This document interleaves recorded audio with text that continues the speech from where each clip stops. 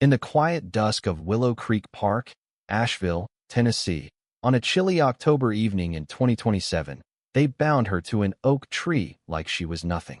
No handcuffs, no pretense of protocol, just cheap plastic zip ties, yanked so tight her fingers began to bruise a deep violet. One officer pinned her shoulders while another looped the ties around the rough bark, securing her like discarded cargo. She didn't scream, didn't struggle, didn't demand their names or badges. Lena Harper, her name unknown to them, just stared through the branches at the fading sky, her calm unnerving, as if this wasn't her first time tethered to the world's cruelty.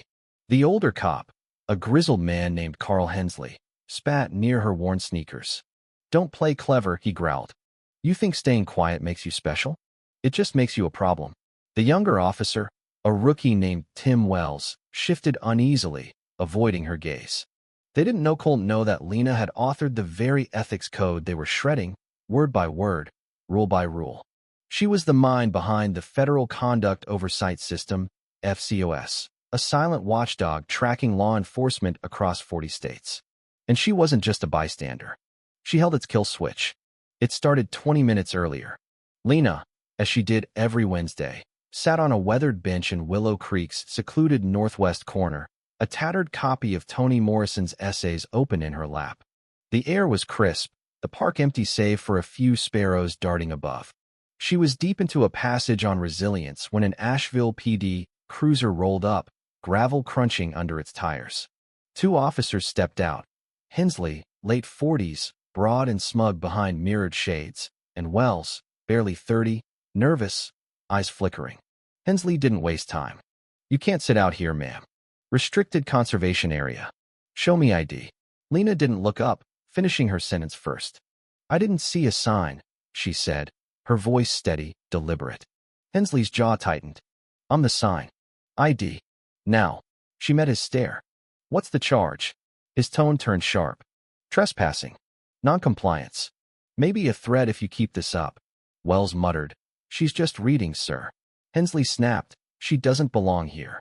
Those words, "she doesn't belong," Lena had heard them since she was a girl. In classrooms, offices, even parks like this.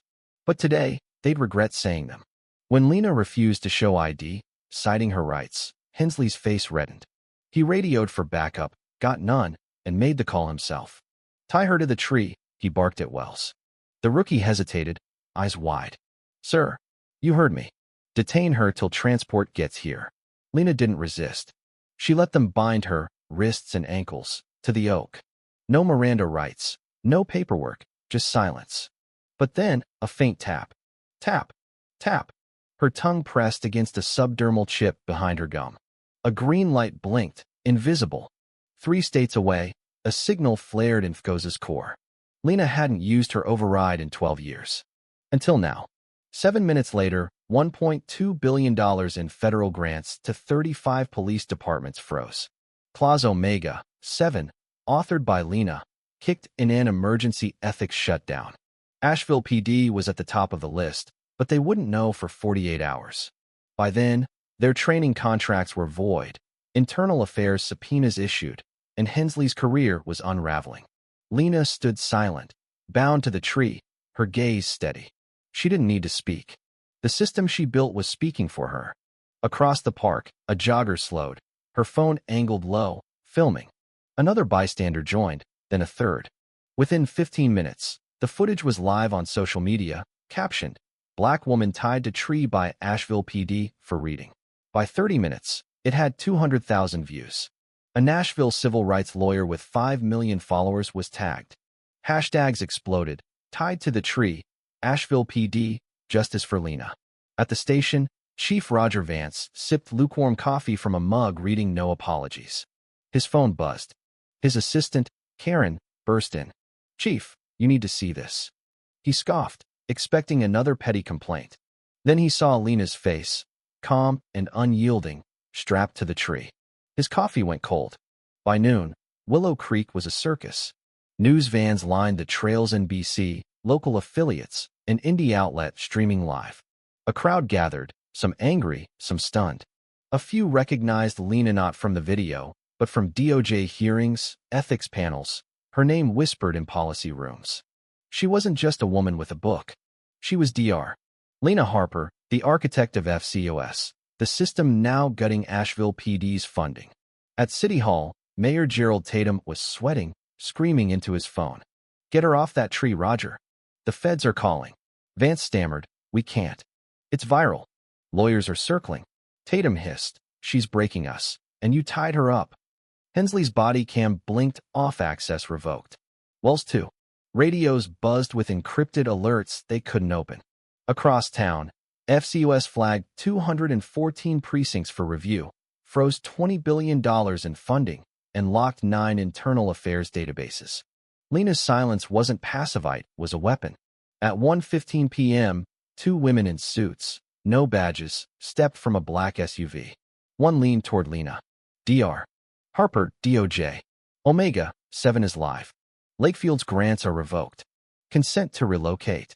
Lena blinked, but said nothing. The agent pressed. "If you stay silent, the system runs automatically." Lena's lips curved faintly. That was the point.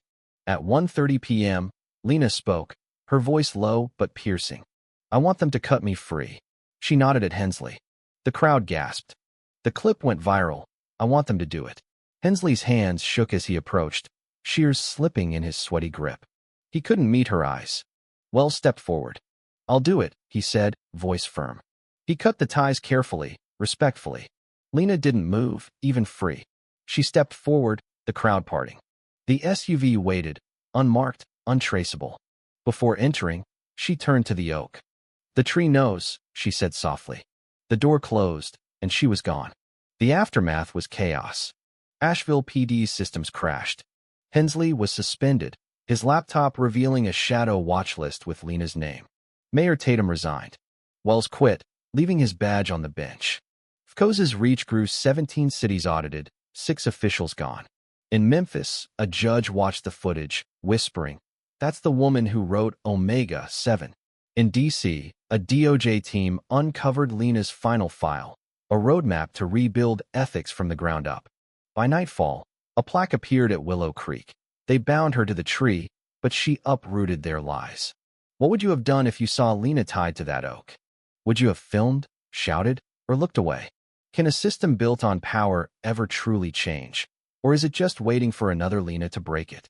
Tell us where you're watching from, and let's hear your thoughts. Comment, like, and subscribe for more stories that demand justice.